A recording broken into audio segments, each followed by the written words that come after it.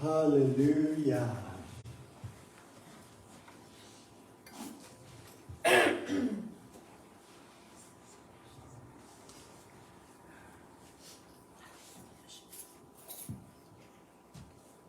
Merci Seigneur. Oh, alléluia. Joseph, tu voulais-tu partager quelque chose avant que je commence? Plus tard? OK. C'est bon. Alléluia. Merci Seigneur. Dieu est bon. Comment? Dieu est bon. T'es sûr? Oh oui. Alléluia. Oui, il est bon. Tout le temps. Alléluia. Merci Seigneur. Alors, bienvenue au CCSI, Centre chrétien des Sept-Îles. Et je tiens à vous remercier pour vos dîmes et vos offrandes, pour ce que vous semez dans le royaume de Dieu, dans l'Église de Jésus-Christ.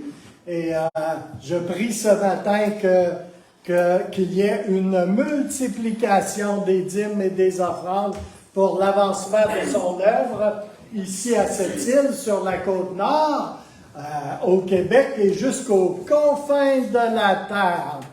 Alléluia. Alléluia.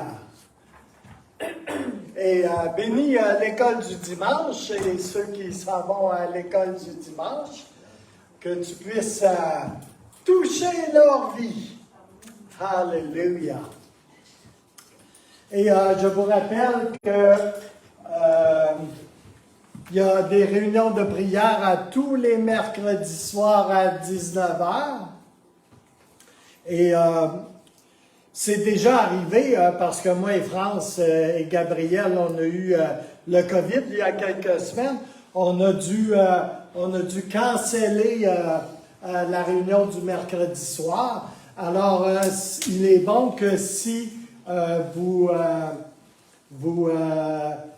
voulez vous tenir au courant de qu'est-ce qui se passe, quelquefois il peut y avoir des changements imprévus, que vous puissiez aller voir sur la page du Centre chrétien des Sept-Îles sur Facebook, où est-ce qu'il y a des notes qui sont mises et ça vous permet peut-être d'éviter un transport jusqu'ici si jamais il y a une cancellation d'une réunion. Ça n'arrive pas souvent.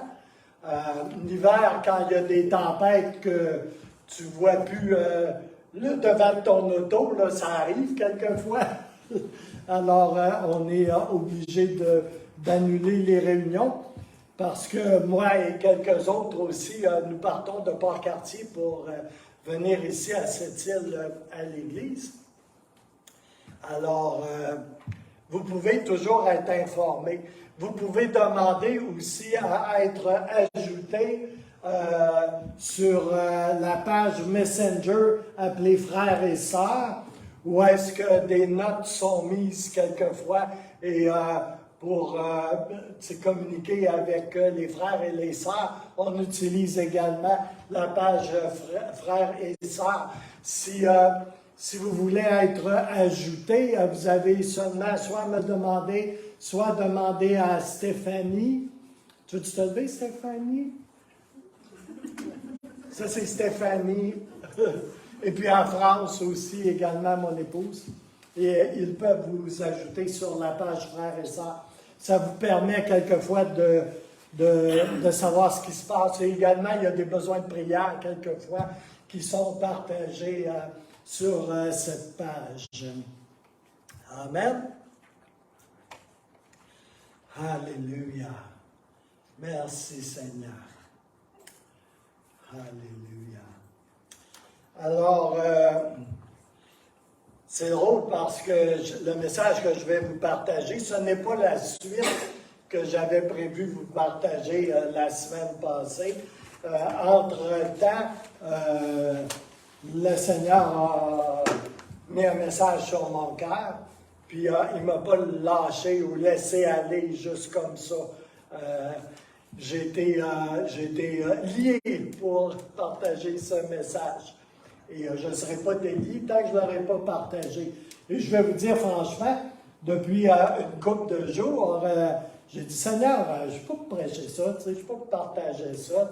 Pourquoi tu ne donnes pas une petite parole, là, comme là, fine, gentille, d'édification, comme là. Et puis, un petit enseignement, puis tout ça. Puis, c'est pas la première fois que je dis ça au Seigneur, mais c'est comme.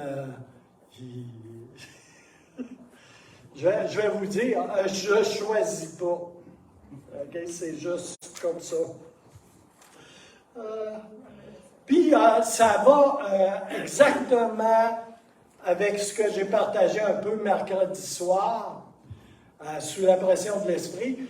Puis, ça va très exactement avec, je n'ai pas choisi le message que je vous apporte ce matin, avec le titre du message qui s'appelle « Je n'ai pas choisi ça ».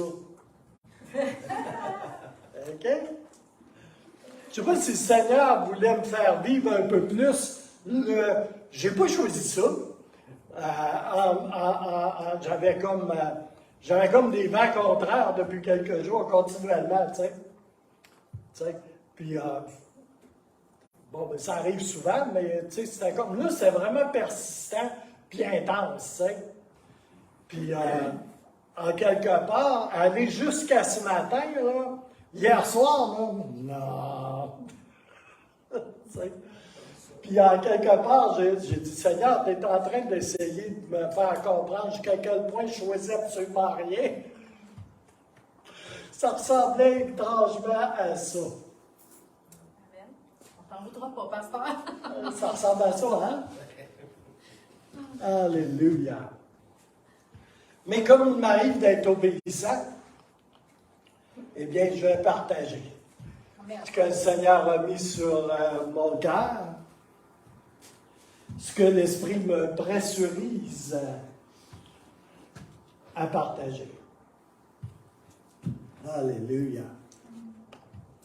Puis, si jamais vous m'en voulez après, ben, je vais vous le dire tout de suite, c'est pas de ma faute. OK? C'est de sa faute à lui. J'ai pas choisi ça, c'est de sa faute. Et heureusement, sa faute est pour moi. Alléluia. La belle excuse. J'ai pas choisi ça. C'est lui. Fait que si vous n'êtes pas content, là, adressez-vous à lui. OK? C'est pas mon problème. Alléluia. C'est le fun, pareil.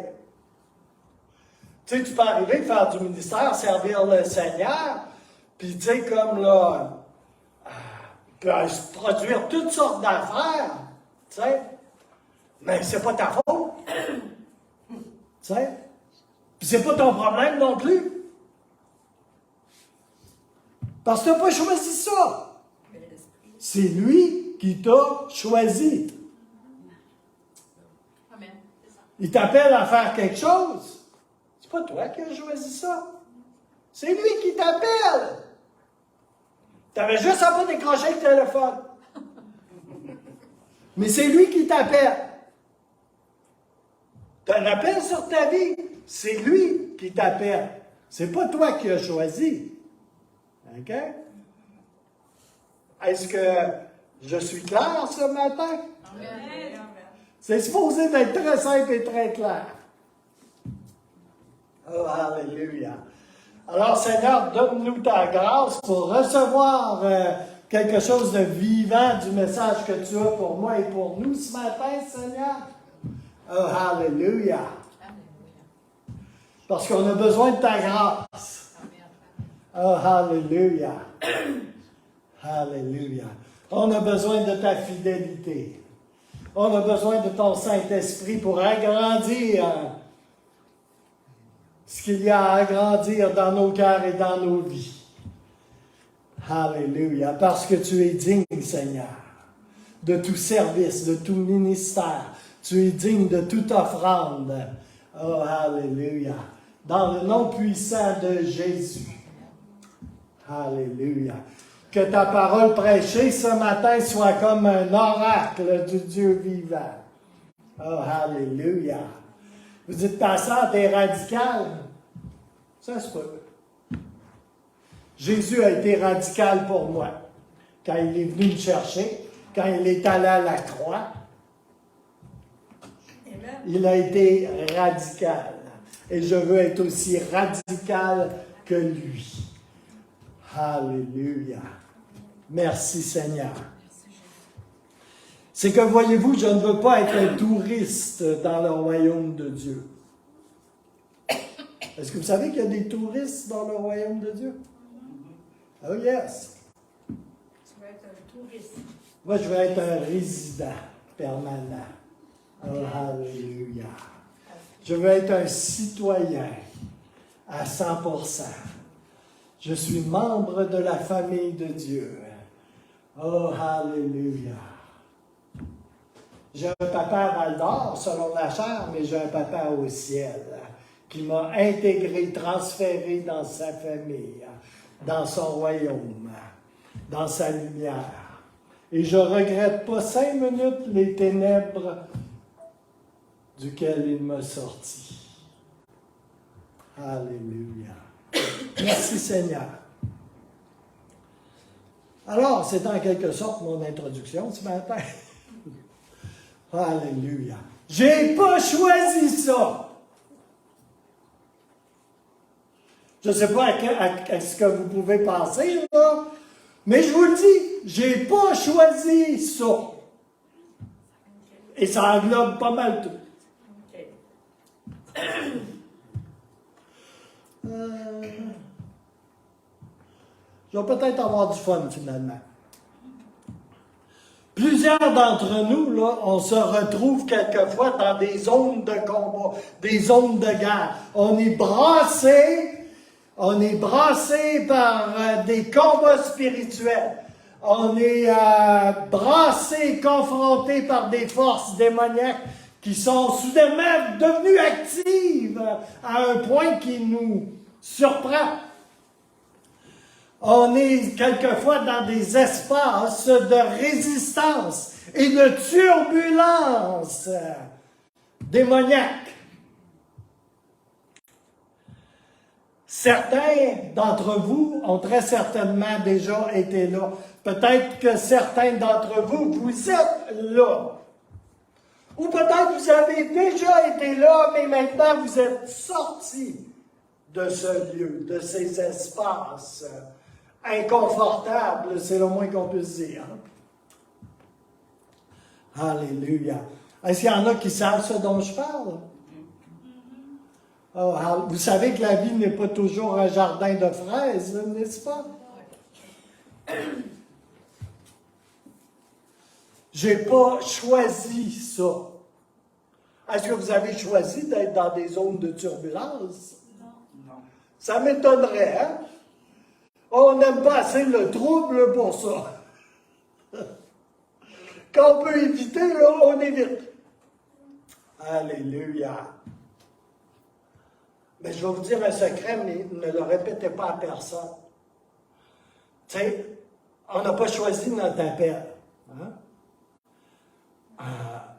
On n'a pas choisi ça. Mais il y a des combats là, qui viennent avec ce que tu n'as pas choisi, justement. Parce que lui, vous savez de qui je parle? Lui vous a choisi. Et avec ce choix-là, là, oui, il vient des petites bagarres, des petites batailles, des zones de turbulence qui vont avec l'appel que Dieu a sur ta vie. Eh oui. Je peux-tu avoir un amen? Amen. Est-ce que vous me suivez? Oui. Oh yes!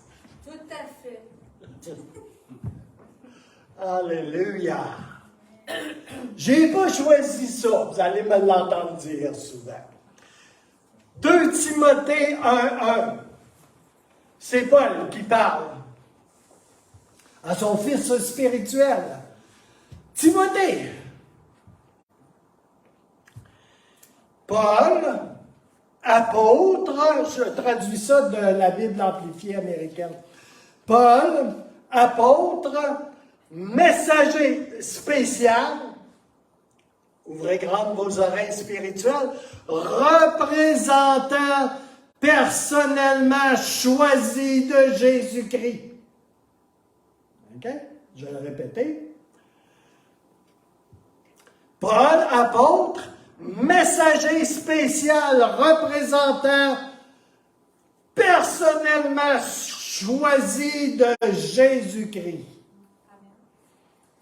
Par le commandement de Dieu, notre Sauveur, et de Jésus-Christ, le Messie, le oint, notre espérance et l'accomplissement de notre salut.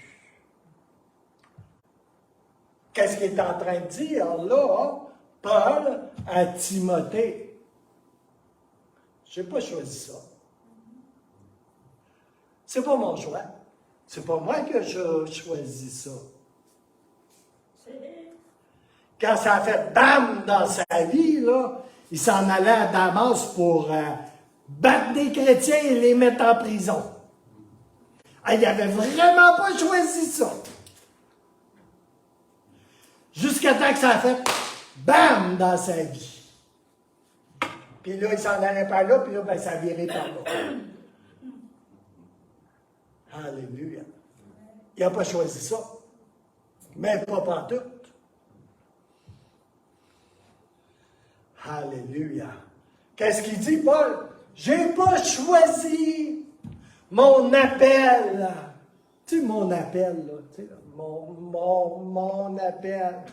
Il n'a pas choisi mon appel à l'apostolat, dit Paul, au don ministère. J'ai pas choisi d'être apôtre. Ce n'est pas mon choix. Puis il n'y aurait pas grand monde à l'époque qui l'aurait choisi. Les chrétiens, tu faisais juste prononcer le mot Paul, puis ils tremblaient dans leurs culottes.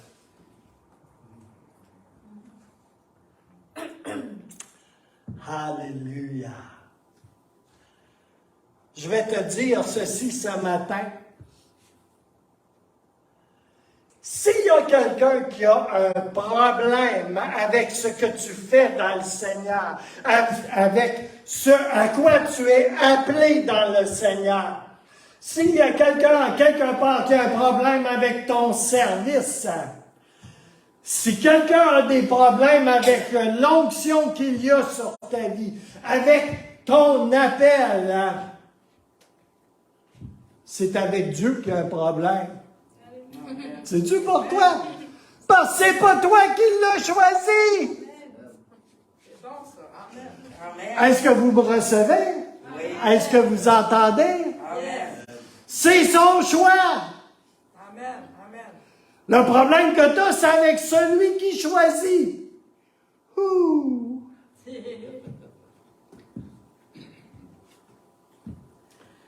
Alléluia. Alléluia. Oui, Seigneur, je pense que je vais avoir du fun ce matin. C'est pas ton problème. Je vais même te dire plus. Tu n'as pas besoin de te casser la tête pour bâtir quelque chose avec tes propres forces. Parce que c'est pas toi qui as choisi. C'est lui. Il t'a choisi, il t'appelle, il t'enligne dans quelque chose, il te donne un mandat pour quelque chose. C'est lui qui le fait. Si c'est toi qui le fais, là, je vais te dire une bonne nouvelle.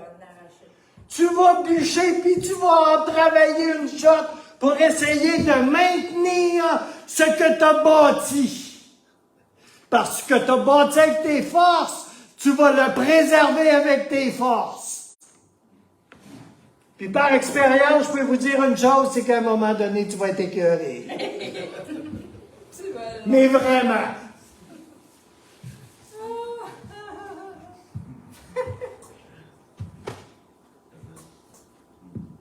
Vous avez besoin de recevoir des choses ce matin. J'ai besoin de recevoir des choses. Ça fait une semaine, 2 semaines que je me fais passer avec ça. Alléluia. Alléluia. Puis ça ne veut pas dire de rien faire non plus. Alabashatante. Alléluia. Glory, glory, glory, glory. Alléluia. Alléluia. Fait que quand ça vient, peu importe quoi, contre toi, là, tu n'as pas besoin de te battre en t'appuyant sur tes propres forces. Ça fait une énorme différence, savez-vous? Amen. Moi, je connais les limites de mes forces. Mais je n'ai pas vu la limite de ses forces à lui encore. Et je ne pense pas jamais l'avoir non plus. Et c'est lui qui m'a appelé. C'est lui qui m'a choisi. C'est lui qui m'amène où il veut. Et il est déjà là en train de m'attendre. Puis des fois, j'imagine, parce que j'ai beaucoup d'imagination, il doit se dire, ben, vas-tu finir par arriver? C'est long. Alléluia. Merci Seigneur. Alléluia. Moi, j'aime beaucoup le « tu n'as pas besoin de te battre en te reposant sur tes propres forces ». Parce que tu n'as pas choisi ton appel, hein? Puis tu n'as pas choisi les combats qui viennent avec. Ah. J'irais peut-être là, mais si tu as choisi ton appel, tu es embarqué pour toute une raide de toboggan dans le gravel. Alors, tu as fait le toboggan dans le gravel? Moi, j'ai pas mal tout essayé. Même pas de casque en plus. Alléluia. Paul disait à Timothée, je n'ai pas choisi d'être un apôtre. Combien qu'on en voit, hein? Je suis un apôtre. Un Facebook apôtre. Un TikTok apôtre. On va en reparler un petit peu plus loin. Paul disait, je n'ai pas choisi d'être un apôtre. Je n'ai pas choisi un titre. Je n'ai pas choisi un appel. Je n'ai pas choisi une fonction. Je n'ai pas choisi un ministère. Oh, alléluia. Je m'en allais tranquillement sur la route, et puis je m'en allais à Damas pour battre un peu de chrétiens et les mettre en prison, tu sais, pour persécuter un peu ces hérétiques. Et il est arrivé quelque chose. J'ai tombé en bas de mon piédestal, aveugle, dans la poussière et la gravelle. Oh, alléluia. Alléluia. Et tout a changé. Il a fait une rencontre. Hein? Amen. Je vais vous dire ce matin, il y en a d'entre nous, on va en avoir de ces rencontres. Je sais, tu sais, comme j'ai rencontré Jésus il y a 38 ans. Ouais. Ça se peut que tu le rencontres à nouveau demain. Puis ça risque d'apporter des petits changements aussi. Parce qu'à chaque fois qu'on rencontre Jésus, vraiment, là, il y a des choses qui changent, savez-vous? Amen. Oh yes! Quand on ne rencontre pas Jésus, il n'y a rien qui change. Mais quand on rencontre Jésus vraiment, là, il y a des petites choses qui changent.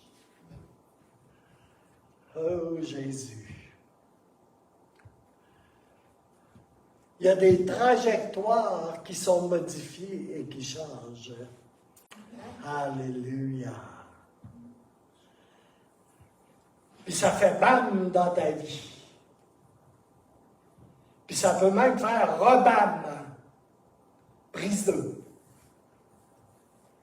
Je vous souhaite des rencontres avec Jésus. Moi, je vis d'une parole fraîche. Je vis d'une rencontre avec Jésus. Il faut que je le rencontre. Je n'ai pas besoin de rencontrer la religion et la tradition. J'ai besoin de rencontrer mon Rédempteur. Comme Job dit, qui est vivant? Oh yes, très vivant. Oh Jésus. On n'a pas choisi le mandat, l'appel. Eh bien, on n'a pas choisi, comme je disais, la guerre spirituelle et les combats qui viennent avec le mandat, avec l'appel. Est-ce que vous me suivez ce matin? C'est important. C'est important que tu saches vraiment que si tu n'as pas choisi l'appel, tu n'as pas choisi les combats qui viennent avec. Fait que ça, c'est à lui. Amen. Est-ce que vous comprenez que ça fait une grosse différence?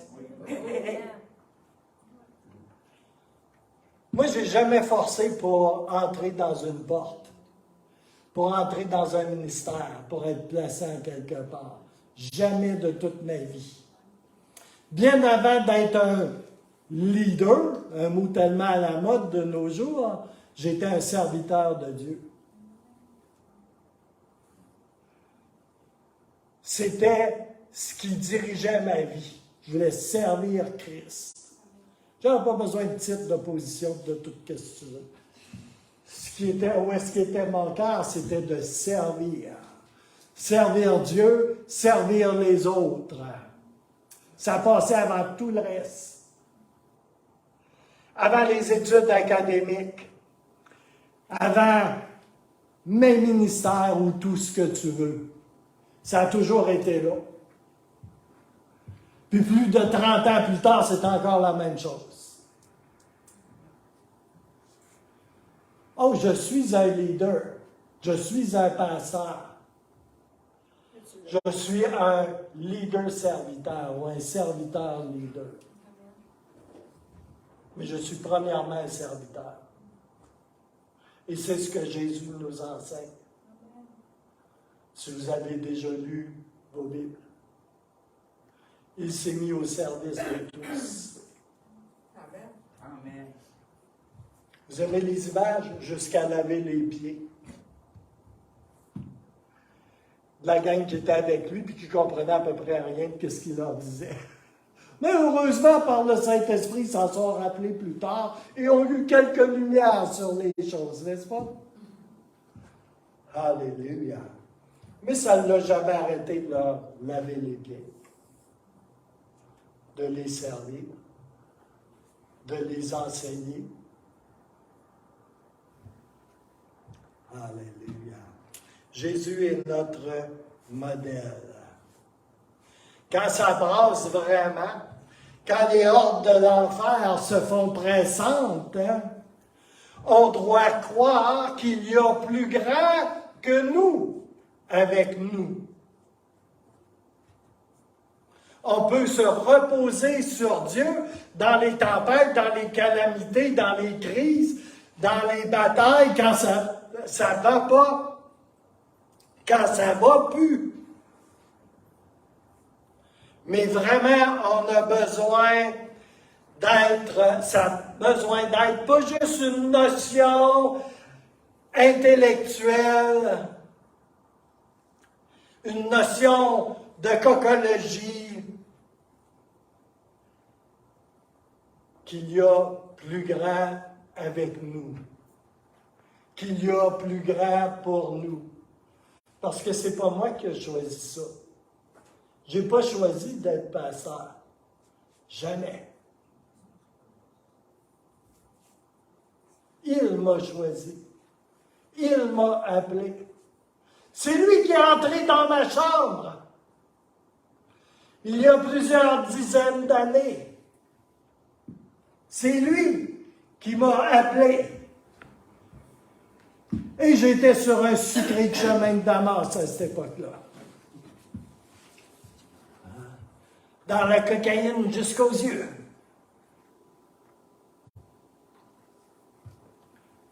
Shabbat. Alléluia.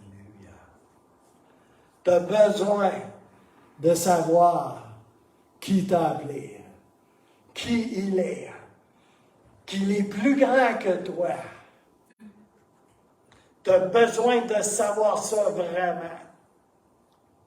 Si tu ne sais pas, c'est que peut-être tu n'as pas été dans une zone où est-ce que ça brassait tant que ça.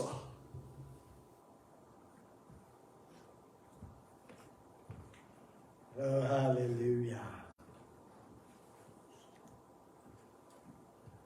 Alléluia. Je connais beaucoup de pasteurs, de prédicateurs qui se débattent dans de toutes petites assemblées, dans de toutes petites églises, 20, 30, 40 personnes, et ils en arrachent. C'est pas facile. C'est la peine et la misère très souvent. Et tu peux leur demander à ces pasteurs, pourquoi tu fais ça? C'est plein de défis, c'est raide. Pourquoi tu donnes ta vie pour ça? Pourquoi tu répands ta vie pour ça?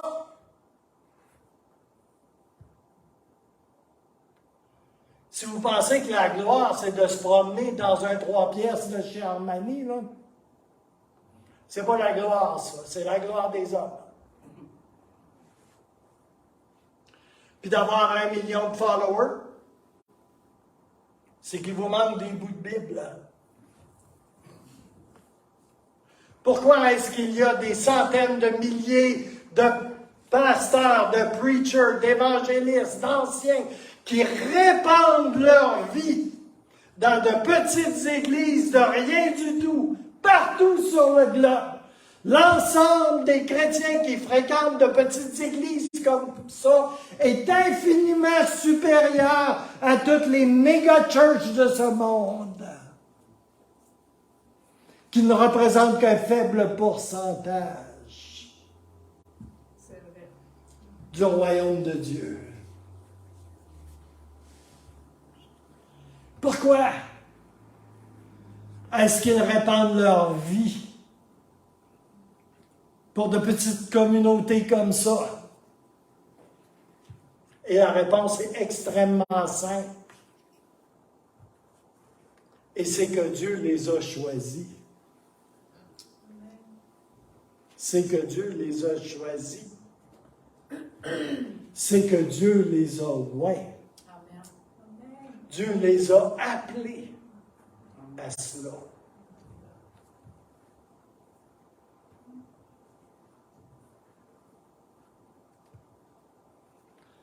Dans ce cas de figure, comme dans beaucoup d'autres cas de figure, on doit revenir à une réalité.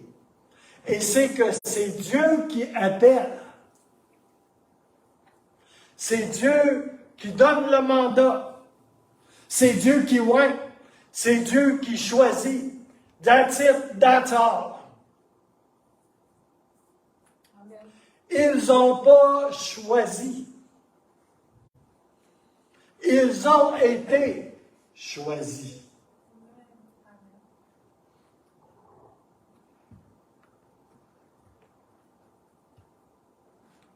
Et je vous dis ça ce matin, et c'est sans oublier, en plus, qu'il y a tout l'aspect biblique autour de ce choix fait par Dieu. Il y a tout l'aspect biblique de la couverture spirituelle et du leadership, de la redevabilité, de l'aspect relationnel dans le corps et tous les principes d'autorité spirituelle selon la volonté de Dieu. Et ça ne change pas non plus. Paul n'est pas arrivé et il s'est dit, il s'est relevé sur le chemin de Damas, il est allé à Damas, puis après ça, il est parti en disant, « Oh, c'est moi l'apôtre qui a de si grandes révélations, c'est moi le grand Paul, l'apôtre. »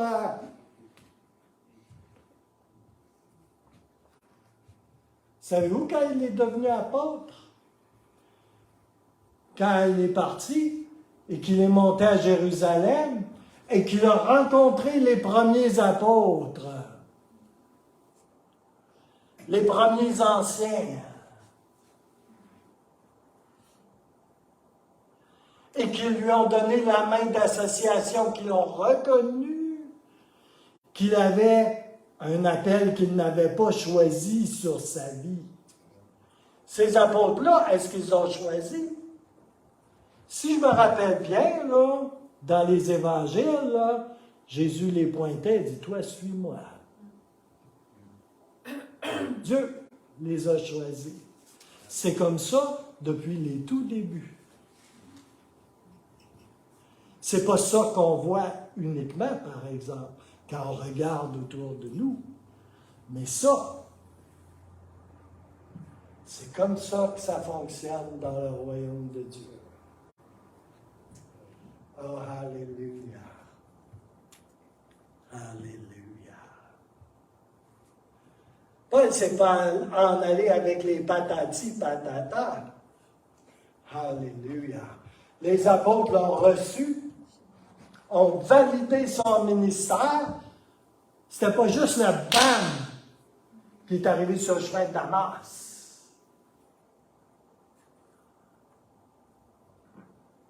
Et les apôtres ont validé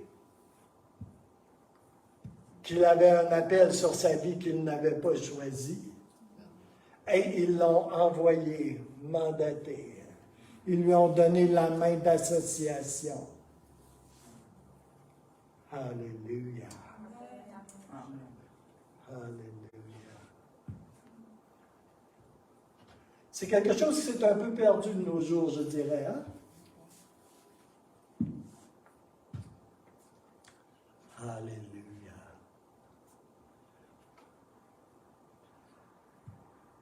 Alors, Paul a dû rencontrer Pierre, Jean, Jacques et tous les autres. L'Église de Jérusalem qu'il avait allègrement persécutée et battue.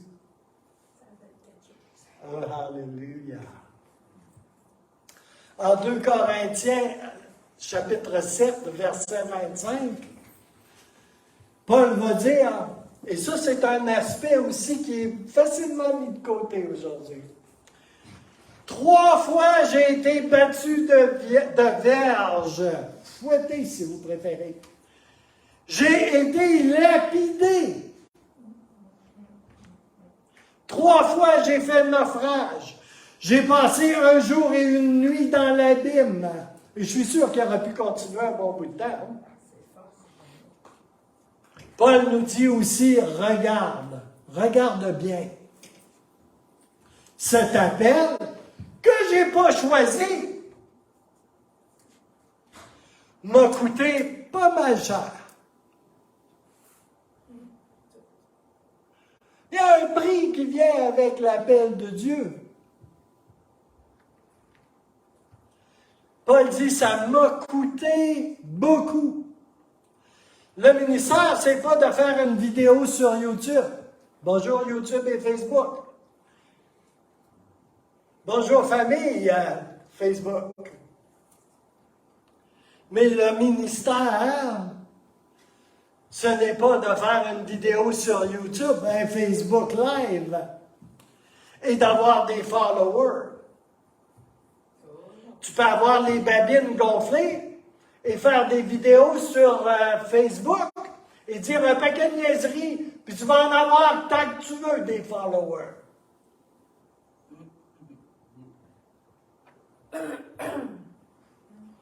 On a besoin de réaliser des choses. On a des gens qui disent « Oh, je suis prophète, je suis apôtre, je suis. » Moi, je vais te dire, tu n'es rien du tout. Ou tu as été appelé d'un appel que tu t'es pas choisi, que tu n'as pas choisi, ou tu ne l'es pas. Simple comme ça. Et si c'est le cas, là, il y en a d'autres qui ont un appel certifié, qui vont le valider que tu as un appel sur ta vie. Avant d'être ancien, il y a des anciens qui ont reconnu que j'avais la même chose qu'eux dans ma vie. Ils n'ont pas reconnu ça dans un claquement de doigts, Confirmation. sur une impression furtive. J'étais là dans l'église avec eux. Et ils avaient autorité sur moi. Et ils m'ont regardé aller des années. Ils ont vu le petit gars qui était arrivé, là, qui pensait qu'il savait bien des choses. Puis ils l'ont vu grandir, évoluer. Et se soumettre aux autorités en place. Ça fait ta preuve. Oh, alléluia. Et ils ont validé, ben, ce gars-là, c'est un ancien. Cause à preuve. Plus tard, c'est un passeur. Plus tard, c'est un intercesseur. Etc., etc., etc. Parce que tu exerçais des... Ça prend un intercesseur pour en reconnaître un autre. Ça prend un ancien pour en reconnaître un autre. Ça prend un pasteur pour en reconnaître un autre. Ça prend un évangéliste pour en reconnaître un autre. Qui lui-même a été reconnu par ses pairs. Qui eux-mêmes ont été reconnus auparavant par leurs pères. Et on remonte jusqu'aux apôtres. Parce que l'exercice du ministère doit se faire dans la pratique avant d'être placé. Alléluia. Alléluia. Mais plusieurs d'entre nous, on ne comprend pas la part du ministère appelé souffrir.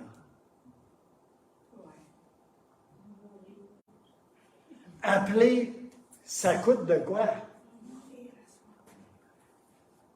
En fait, là, ça coûte tout, comme on dit en québécois. Ça coûte quelque chose. Il y a une part de souffrance. Je comprends qu'il y a des preachers qui vous promettent le 3 Rolls-Royce dans votre cour, là. Mais ils sont comme des nuages vides qui passent dans le ciel. En vérité, ils ont déjà leur récompense là. Plaise à Dieu qu'ils aient autre chose comme récompense. Alléluia. Vous savez, on n'est pas persécuté, là, ici en Occident, en Amérique du Nord, là, parce qu'il y a un troll qui a mis un commentaire négatif sur notre posting. Chrétien ou pas. On n'est pas persécuté à cause de ça, là. Ça, c'est pas de la persécution. Ça n'a rien à voir. La réalité, c'est qu'il y en a aujourd'hui même qui payent le prix de l'appel. Des chrétiens disent, relâchent de leur bouche le nom de Jésus et ils se font lancer de l'acide au visage. Oh, il y a en 2023. Certains se font battre à mort. D'autres se font couper la tête dans les pays musulmans. Et pas juste dans les pays musulmans. Je vais juste ouvrir une courte parenthèse. En Inde, ça coupe des têtes allègrement. Mais on tient ça un petit peu plus fort parce que il y a comme une démocratie, là. Hein? Ça ne serait pas politiquement correct de le dire. La persécution est horrible en Inde pour les chrétiens. Ils se font brûler. Ils subissent toutes sortes de violences. Il y en meurt. Je connais je ne sais pas combien de chrétiens qui ont été obligés de courir pour sauver leur vie. Parce qu'il y a des foules qui leur couraient après. Puis c'était pas pour les bénir. Quand j'étais, toujours dans la même parenthèse, quand j'étais aumônier, là, je supervisais tous les types d'activités spirituelles qui avaient lieu dans le pénitencier ou dans le service correctionnel du Canada. Ça veut dire les bouddhistes, les hindouistes, puis tout ce que tu veux, y compris. Fait que je rencontrais régulièrement des imams, des moines bouddhistes, etc., etc., etc. Un jour, j'ai reçu une caisse de livres en provenance d'un moine bouddhiste qui était aumônier au service carcéral du Canada, tu sais. Puis, c'était pour remettre à des détenus bouddhistes. C'est cool, le bouddhisme, hein? C'est cool. Tu sais, la méditation orientale, le bouddhisme, hein? Ils ont l'air tellement en paix, tu sais. Ils ont l'air tellement hot, hein? Tu sais, ils sont cool. J'ouvre la boîte, tu sais, puis là, il y a 8 livres sur 10 dans la boîte, ça venait d'un conférencier et d'un moine bouddhiste très à la mode et très lu dans le monde entier. Je prends un de ces livres, je l'ouvre comme ça, tu sais. Jésus est un démon! J'ai enfermé le livre. C'est cool le bouddhisme, hein? Et que c'est cool. Tout est inoffensif là-dedans. Hein? Dans toutes les fausses religions, c'est tout inoffensif. Alléluia. Terre à la lune. Un combat spirituel, il est très sérieux. Alléluia. Alors, je disais, il y a un niveau de persécution que l'Église moderne d'Occident ne connaît pas. Il y a du combat, des défis pour de vrai à être chrétien, disciple du Christ. C'est le Saint-Esprit qui t'a choisi. Je comprends que tu as fait une belle petite prière de repentance, hein? Alléluia. Mais c'est Dieu qui t'a choisi. Amen. C'est Dieu qui te consacre. C'est Dieu qui t'a ordonné, mandaté, qui t'a établi. Et quand l'enfer vient t'affronter ou s'opposer, et quand Christ fait irruption à ta gauche et que Christ fait irruption à ta droite, tu dois savoir que c'est Dieu qui a fait ce choix, qui t'a choisi.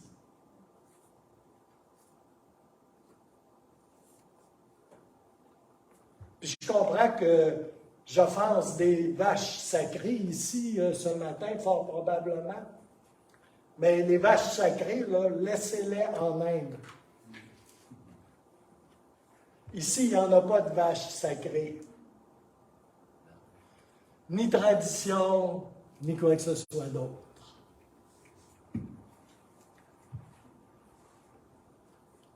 Moi, Gilles Larose, et je suis extrêmement sincère et transparent, je n'ai pas choisi d'être pasteur. Je n'ai pas choisi d'être prophète. Je n'ai pas choisi d'être intercesseur. Je n'ai pas choisi d'être prédicateur, preacher. Personnellement, je dirais très facilement et sur un ton très convaincu, je n'ai pas choisi grand-chose. J'ai vraiment pas choisi grand-chose. Ben, c'est plate, hein?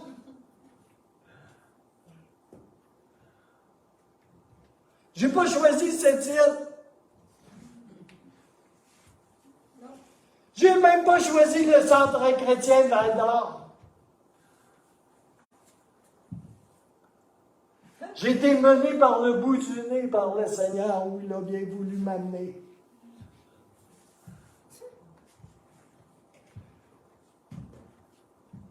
Je voulais juste être serviteur de Jésus-Christ. Et déjà, il a fallu qu'il me parle pour ça aussi. Parce que je disais au Seigneur, t'es ben trop grand, comment je ferais pour te suivre ou t'obéir ou te servir? Et il m'a donné une parole vivante pour me relâcher dans ce qu'il avait pour moi. Parce que je savais, même si j'avais une semaine de vie chrétienne, que jamais sur la base de mes forces personnelles, je ne pourrais suivre Jésus de Nazareth.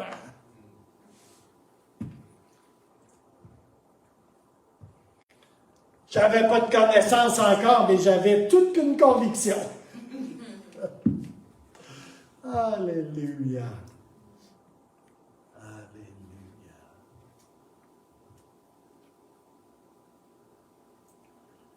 C'est lui qui s'est occupé de mon développement. J'ai vraiment pas choisi grand-chose. J'ai répondu à chaque fois qu'il m'a adressé. Oui. Ça, c'est ma participation. Je me suis soumis à l'appel de Dieu sur ma vie. Ça, soumis, c'est pas un mot à la mode, hein? Mais je me suis soumis à l'appel de Dieu sur ma vie. Et c'est pas un concept éthéré, là. C'est pas un concept vaporeux, là. C'est très, très pragmatique. Je me suis soumis à tout ce que je pouvais me soumettre.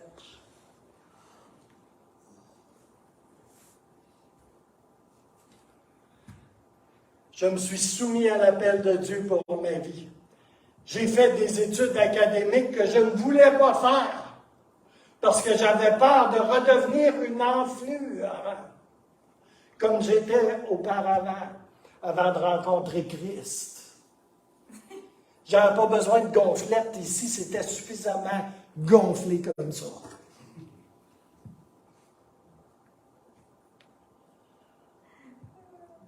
Je me suis soumis à toutes les formations que le Seigneur a mises sur ma route dans la communauté dans laquelle j'étais. Le premier cours que j'ai suivi, et c'est probablement un qui m'a marqué le plus, le cours de serviteur.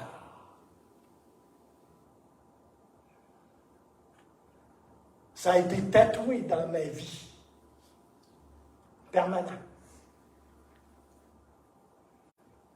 Après sont venus les cours de leadership. 20 ans, 30 ans, presque 40 ans avant que les cours de leadership de Maxwell et compagnie soient enseignés dans nos églises, là. À Val-d'Or, on était déjà enseignés là-dedans.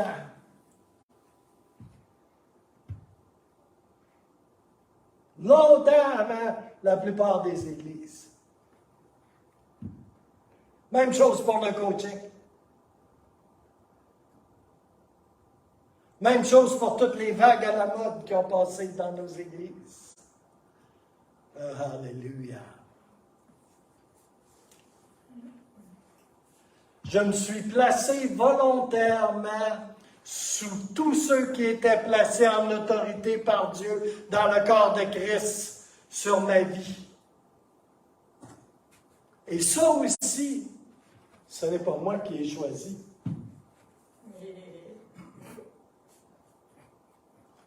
Je n'ai pas choisi d'être soumis au pasteur révérend Ricky Caron. Je n'ai pas choisi d'être soumis à Bertrand Bilodeau, qui était ancien et pasteur adjoint. Je n'ai pas choisi d'être soumis à un ancien hyper légaliste qui ne connaissait pas mieux. Vous savez quoi? Il était ancien. Et l'Église était légaliste quand je suis venu au Seigneur. Ça veut dire qu'il fallait que tu te sépares, puis tu te peignes les cheveux comme ça, pas comme moi, là. Okay? Il fallait que ça soit lissé, de préférence vers le côté droit. Puis les madames, ben, il fallait qu'elles n'aient pas les épaules à l'air, puis vous savez ce que je veux dire, n'est-ce pas? Puis ça, c'est juste pour les apparences extérieures, parce que pour le reste, on n'en parlera même pas, hein? T'étais mieux de ne pas te faire pogner! T'étais mieux de ne pas te faire pogner! Tant que tu te faisais pas pogner, ça allait bien.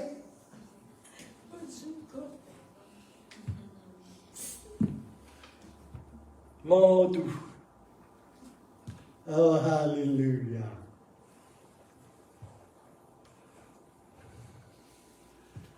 Alléluia. Savez-vous que le ciel a une éthique qui lui est propre et qui ne change pas?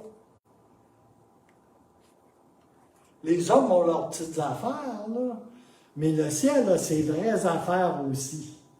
Et ça ne change pas. Les autorités sont instituées de Dieu. Que ça te plaise ou non. Alléluia. Il y a des principes d'autorité spirituelle qui ne changent pas. Alléluia. Beaucoup de choses changent. Bon, au moins en apparence. Mais pas la parole de Dieu, ni les principes de la parole de Dieu.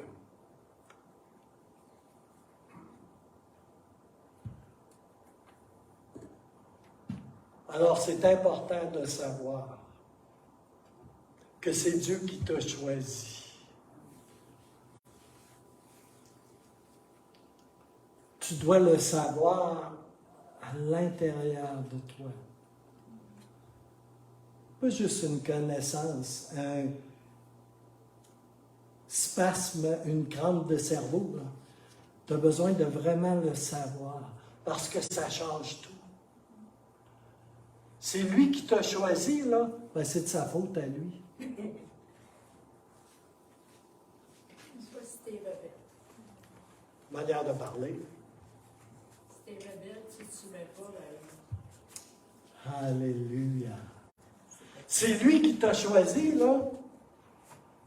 C'est pas toi qui as choisi, là. Ben, les combats qui t'arrivent, là, sont à lui. C'est parce qu'il t'a choisi.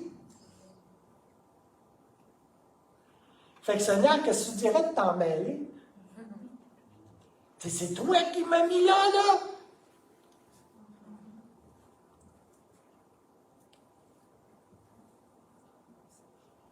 Quand tu es vraiment convaincu de cela, là, tu vas voir Dieu faire. Mon premier pasteur, il me disait souvent, il dit, quand je me lève dans ma chaise, Dieu me rassoit. Assis-toi, là, puis regarde ce que je vais faire.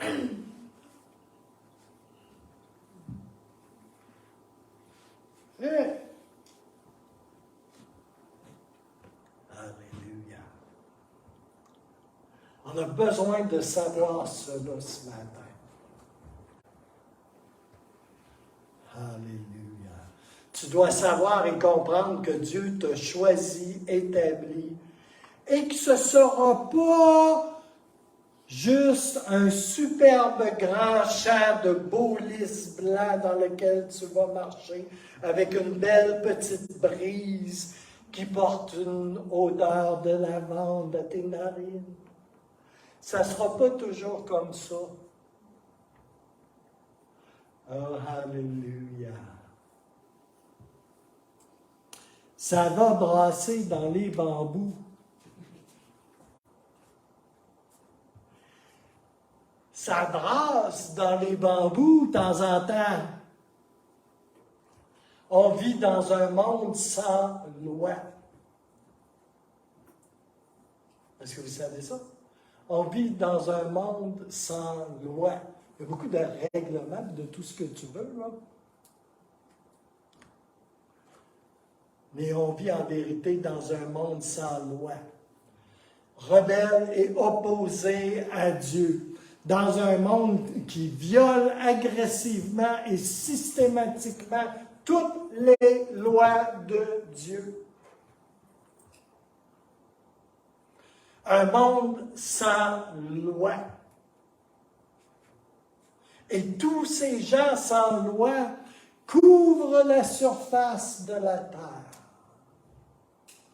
Du Canada au Zimbabwe, du Chili à l'Antarctique, à l'Arctique. Oh, alléluia. Ils ne veulent pas de personne qui leur dise quoi faire. Pas plus qu'ils ne veulent que Dieu leur dise quoi faire.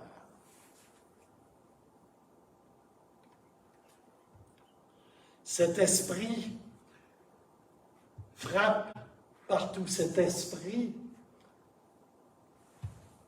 de sans-loi frappe partout, jusque dans la famille, qui est un élément si important pour Dieu. Et il vient frapper à la porte de l'Église aussi.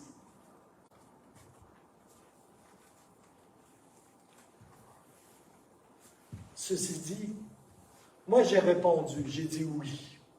J'ai obéi. Je me suis soumis à tout ce que Dieu voulait pour moi.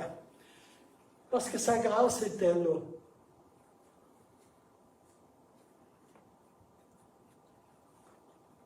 Et je ne regrette rien. Des années plus tard, je ne regrette rien. Oh, alléluia. Je me suis toujours tenu sous une couverture spirituelle.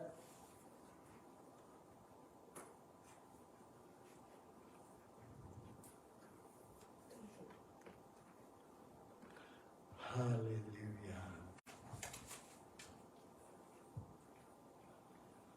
Paul, sur le chemin de Damas, je reviens à Paul.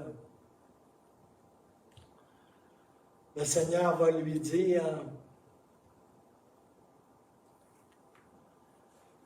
va, car cet homme est un instrument que j'ai choisi pour porter mon nom devant les nations, devant les rois et devant les fils d'Israël.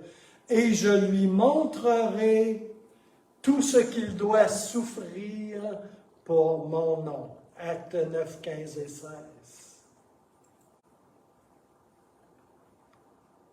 Vous savez quoi? Paul était un homme mort qui marchait à la suite de celui qui l'avait appelé. C'est un mort vivant, Paul. Alléluia. Et il marchait à la suite de Jésus. Alléluia. Alléluia. Si tu veux marcher, toi aussi, sur les lieux élevés de la gloire de Dieu, marcher pour Dieu et voir la gloire de Dieu être utile dans le royaume de Dieu, tu as besoin de mourir à toi-même. Hey, t'es pas à la mode à faire ça? Oh yes. Et je vais vous dire une grande vérité, là, ici, maintenant, tout de suite. C'est que les hommes qui sont vraiment morts en Christ, c'est que les femmes qui sont vraiment mortes en Christ, elles n'abandonnent jamais, jamais, jamais leur position sur l'autel.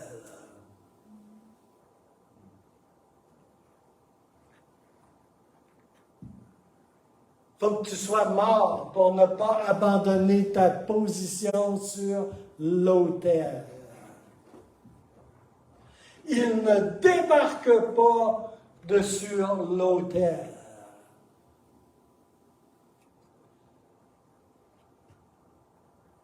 Les morts en Christ ne quittent pas l'autel. Ils vivent, ils demeurent sur l'autel comme une offrande vivante et continuelle. Alléluia. Une offrande permanente.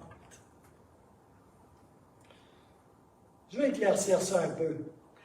Dans l'Ancien Testament, les gens apportaient des sacrifices. Vous savez ça? Les gens apportaient des sacrifices au temple. Oh, alléluia. Ça, c'est dans l'Ancien Testament. Dans le Nouveau Testament, il y a quelque chose qui a changé. Et c'est d'importance. C'est de beaucoup d'importance. c'est que c'est toi, moi, qui sommes le sacrifice. Amen. L'Ancien Testament t'apportait des sacrifices. Que tu sois pauvre ou riche, t'apportait des sacrifices au temple. C'était tout ordonné. Oh, alléluia. Mais dans le Nouveau Testament, tu es l'offrande. C'est toi qui se place volontairement sur l'autel. Jésus, lui aussi, a été une offrande afin que nous puissions avoir la vie éternelle. Oh, alléluia. Mais cela ne nous dispense pas que le culte raisonnable, la chose à faire, c'est d'être un sacrifice vivant et d'être sur l'autel. Quand je viens à l'église, je me place sur l'autel. Je m'offre en sacrifice, dans un sacrifice de louange et d'adoration de tout mon être, de mon être entier. Et dans ma vie, parce que je suis un adorateur, parce que je suis un prêtre, un sacerdoce royal, dans ma vie, je m'offre au Seigneur. Oh, alléluia. J'essaie de ne jamais débarquer de sur l'autel. Ma vie est un sacrifice vivant.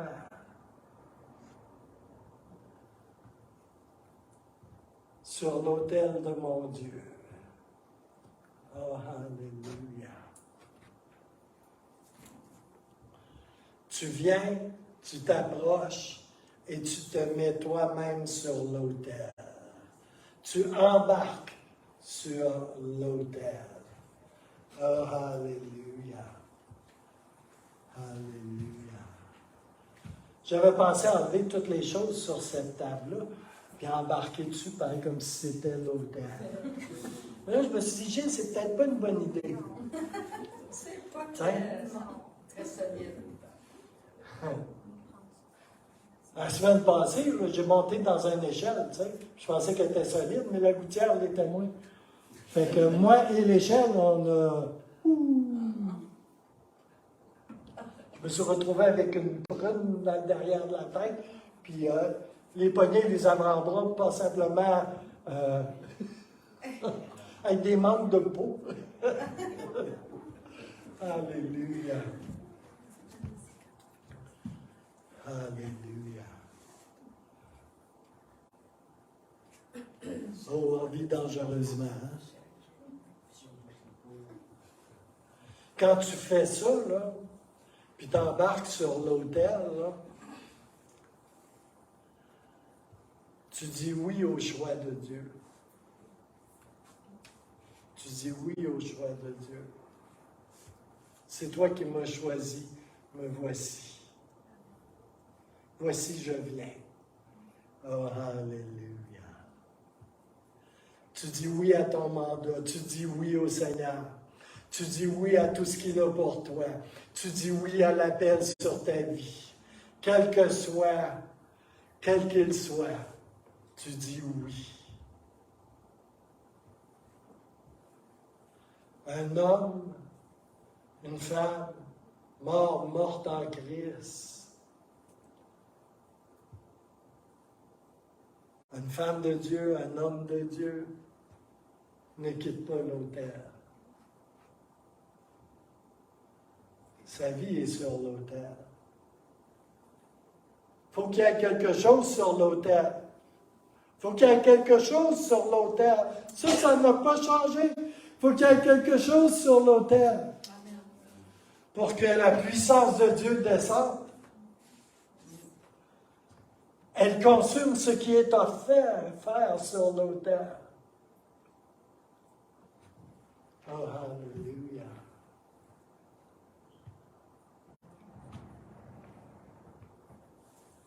Est-ce qu'on comprend cela ce matin? Vous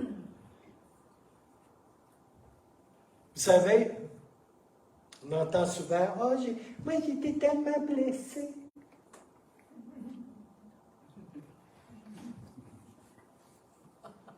J'étais si souvent offensé.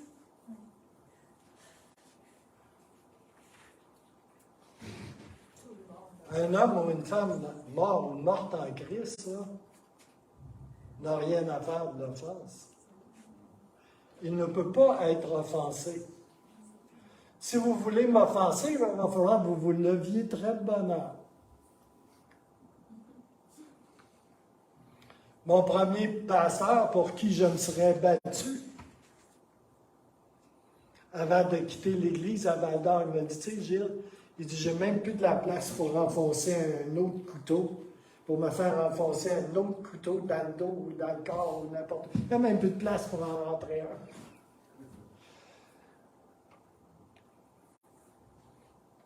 Je me rappelle encore qu'est-ce que ça m'a fait.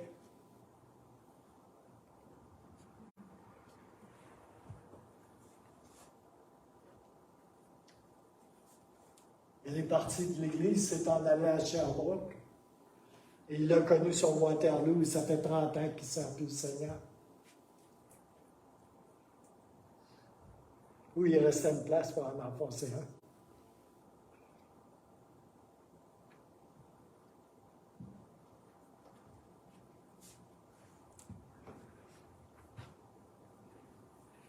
Un homme et une femme mortes ont perdu le privilège d'être offensés de quelque manière que ce soit. L'offense est un cancer dans le domaine de l'esprit.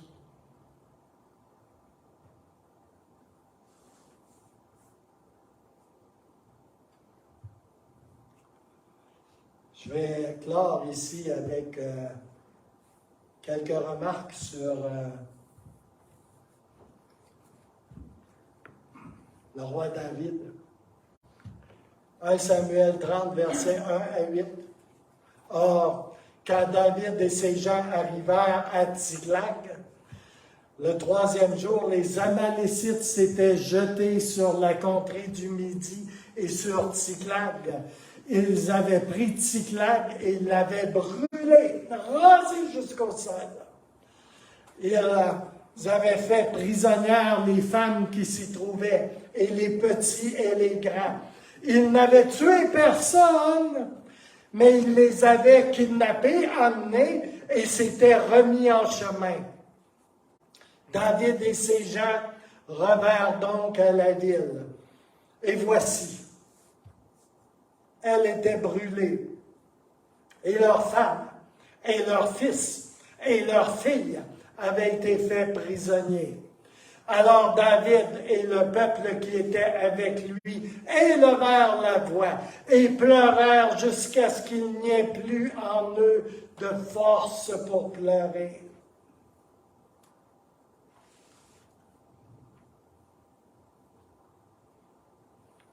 Or, les 2 femmes de David avaient aussi été faites prisonnières, savoir Noam de Jizréel et Abigail de Carmel, femme de Nabal. Et David fut dans une grande détresse, car le peuple parlait de le lapider, car tout le peuple avait l'âme pleine d'amertume. Méfiez-vous de l'amertume. Chacun à cause de ses fils et de ses filles. Mais David se fortifia en l'Éternel, son Dieu. Pourquoi? Parce qu'il était un adorateur.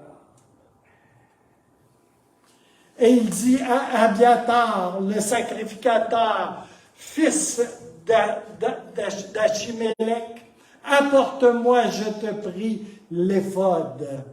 Et Abiathar apporta l'éphod à David. Alors David consulta l'Éternel. C'est ce que fait un adorateur. Il loue, il adore, il consulte l'Éternel.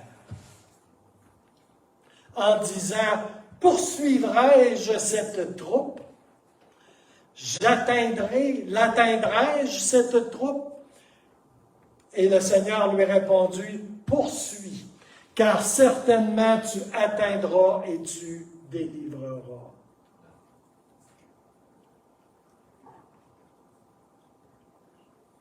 On voit la réaction des vaillants hommes qui avaient suivi David jusqu'à cette crise. Et ils en avaient vu d'autres pourtant, d'autres batailles. Mais là, c'était juste comme trop. Et on voit leur réaction. Ils veulent le tuer, le lapider. Hein? Et David, lui, a une toute autre réaction. Il dit, apporte-moi l'effort. Je vais adorer, je vais consulter Dieu. Alléluia. Alléluia. Parce que c'est ce qu'il devait faire. Maintenant, je vais vous faire remarquer une chose. Est-ce que David a choisi son appel? Non. Il voulait-tu être roi, David? Non, il était... Mais pas pantoute. C'était le petit Nabot de la famille, le petit dernier. Oh, alléluia! Samuel, est-ce que c'est lui qui l'a choisi? Non, c'est pas le prophète Samuel. Le prophète Samuel lui-même n'a pas choisi d'être prophète. Ça donnait qu'il dormait à côté de l'autel. Puis il y a quelqu'un qui lui parlait la nuit puis qui le réveillait. Fait que là, il est allé voir le gros Élie. Tu sais, qui mangeait trop puis que ses fils étaient toujours sur le party, tu sais.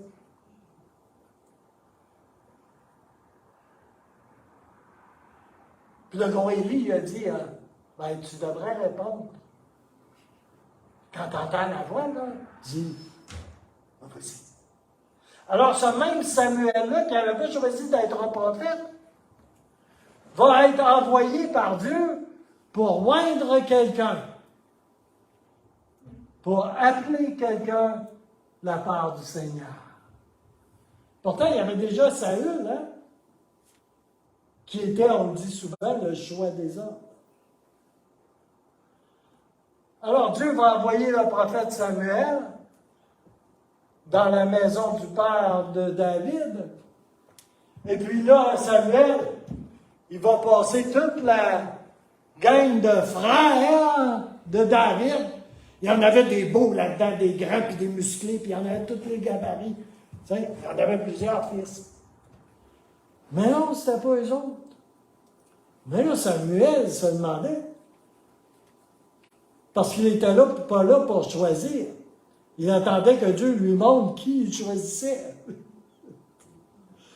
Puis là, ben, ils se sont souvenus du petit Nabot qui pesait les brebis dans le champ. Puis ils l'ont fait appeler. Puis là, Samuel va oindre David.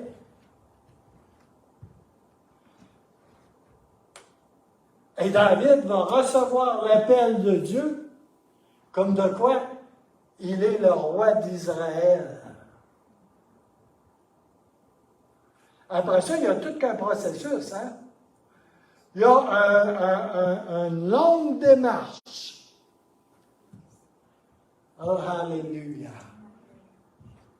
Écoutez-moi bien, Paul n'a pas choisi son apostolat. David n'a pas choisi d'être roi d'Israël non plus, hein?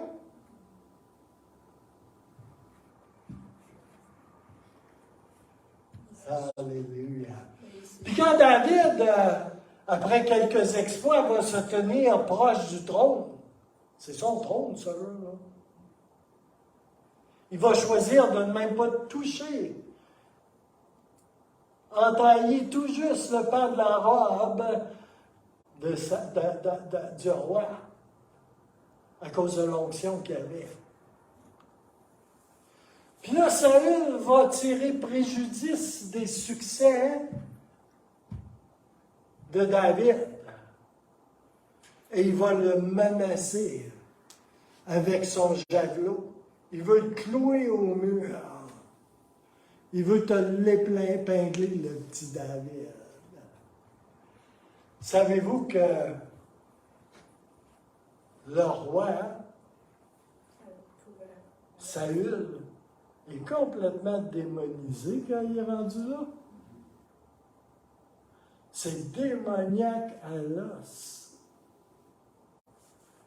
Il veut tuer l'appel de Dieu, celui que le Seigneur a oint.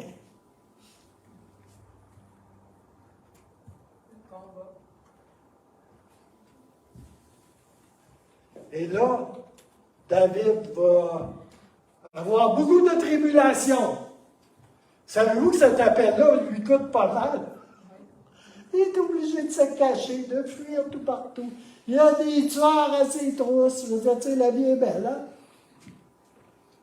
Puis là, ça commence à aller mieux un peu. Il a trouvé du repos à Tsiglag, ça va bien. Tu sais, il arrive à Tsiglag. Il a tout perdu. Puis même ces vaillants hommes veulent le trucider. Oh, alléluia. David n'a pas choisi son appel. Pas plus que Paul, pas plus que Gilles Larose, pas plus que vous. Oh, alléluia. Vous savez quoi? Quand on arrive dans des endroits de tempête, des endroits de crise, des endroits d'épreuve, c'est là qu'on voit le caractère. Oh, alléluia. C'est là que les fruits de la formation paraissent vraiment. J'ai déjà fait une étude sur la vie de Paul. Au moins 20 ans. Puis à travers tous les textes, là, tu vois le cheminement de Paul, le cheminement spirituel de Paul. Tu sais, le grand apôtre, là. Tu vois le grand apôtre dans ses plus jeunes épîtres, il est là, là. Dans l'épître suivant, il est déjà rendu là. Je parle chronologiquement dans les épîtres, là. Puis là, plus ça va, là.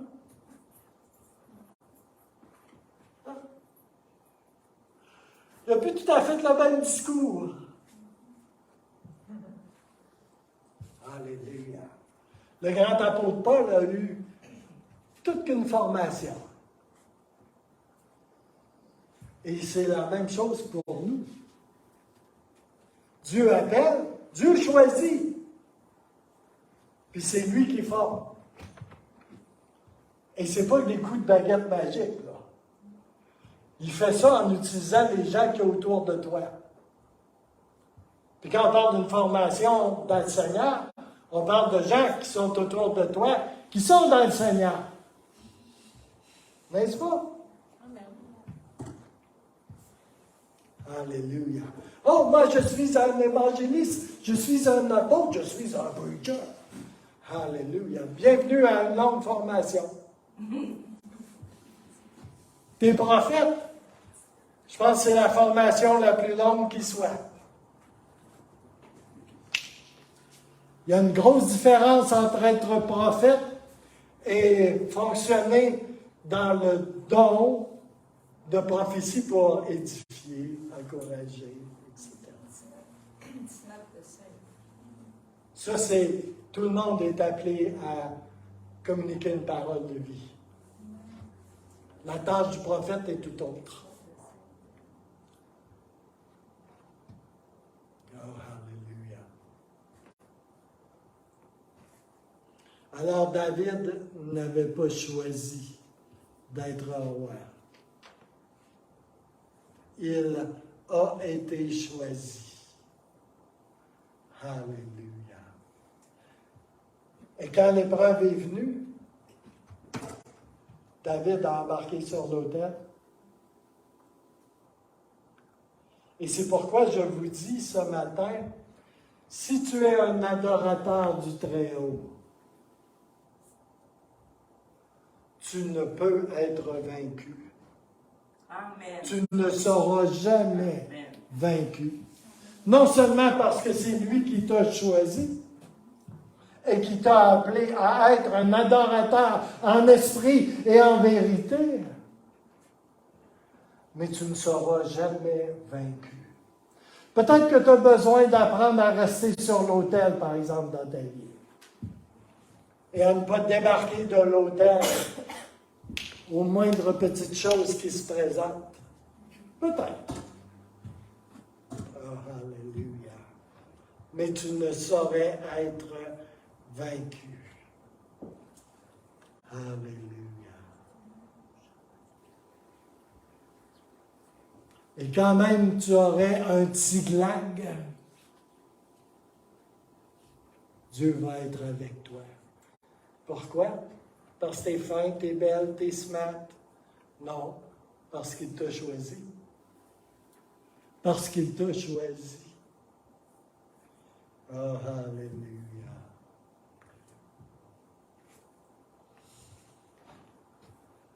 Alléluia. 1 Pierre 2,9. Et je termine avec ça. Ah, je suis devenu raisonnable avec le temps. Je finis presque toujours à midi. Alléluia.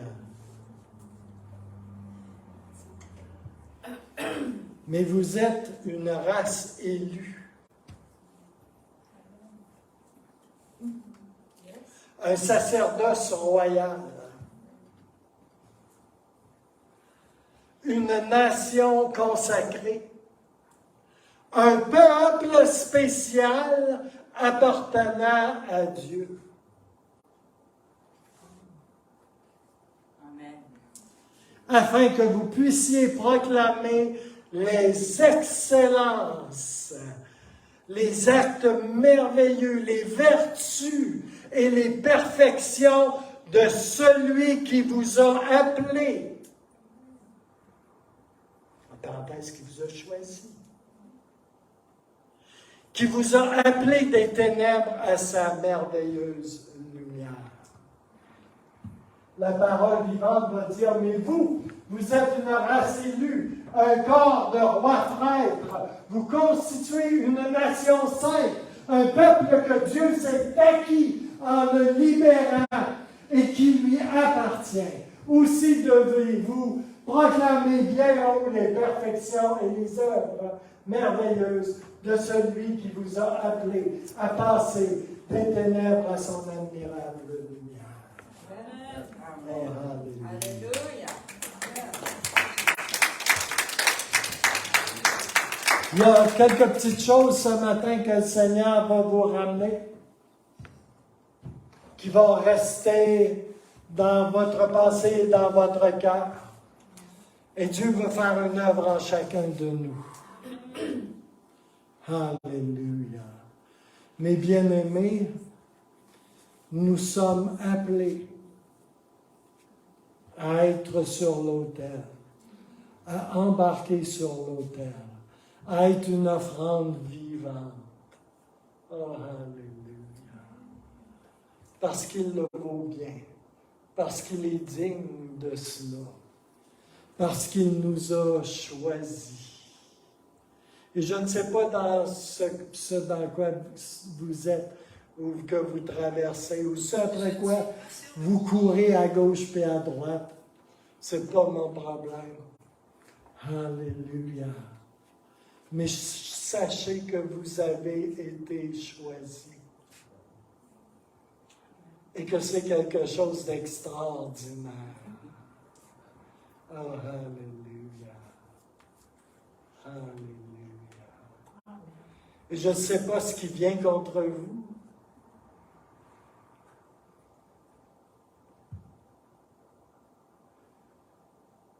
Mais ce qui vient contre vous, vient contre l'appel de Dieu sur votre vie. Il vient contre Dieu lui-même. Parce que c'est lui qui vous a choisi. Prenez conscience de cela.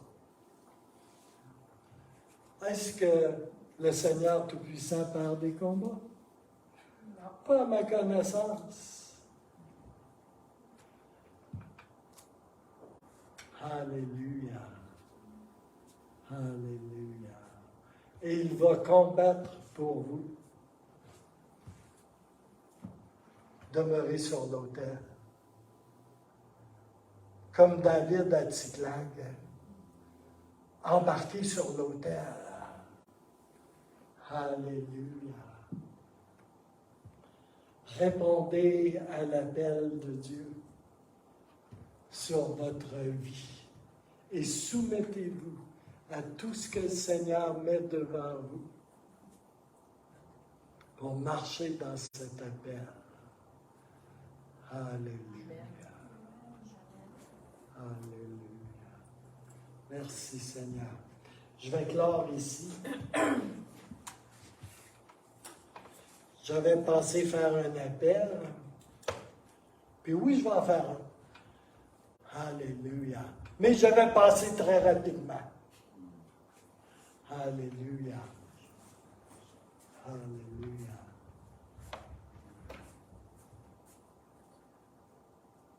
Merci Seigneur. Si en quelque part le message de ce matin vous a parlé d'une quelconque façon, je vous inviterai à avancer en avant et je vais juste prier pour relâcher la grâce de Dieu et pour dire en quelque sorte, ben Seigneur, c'est ton problème, c'est pas le mien. C'est ton appel, c'est ton choix. Alléluia. Manifeste ta grâce. Oh, alléluia, et ta puissance, Seigneur. Oh, alléluia. Crée en moi un esprit bien disposé. Oh, alléluia. Un cœur pur. Oh, alléluia. Merci, Seigneur. Alors, je vous inviterai à avancer. Je vais mettre... je ne prierai pas longtemps. Alléluia. L'onction est là. Amen. C'est son onction, c'est pas la mienne. En passant, savez-vous, Gilles Larose, là, il ne chasse pas de démons dans le nom de Gilles Larose? Non? Non, ça ne marche pas. Je n'ai jamais essayé, là, mais je sais que ça ne marche pas. Ah, alléluia. Mais ça marche dans le nom de Jésus, par exemple. Amen. Alléluia. Oh yes. Gilles Larose, il ne guérit pas personne. Mais le nom de Jésus guérit, sauve, délivre. C'est son appel. C'est son onction. C'est pas moi. J'ai jamais choisi ça. Oh, alléluia. Merci Seigneur.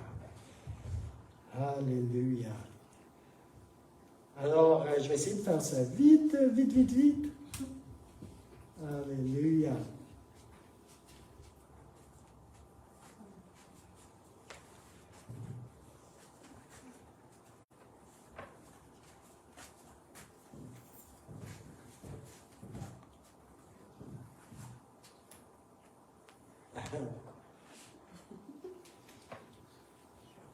Jésus.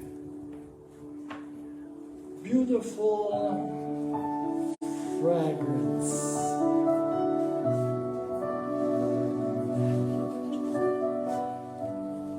Alléluia. Merci Seigneur.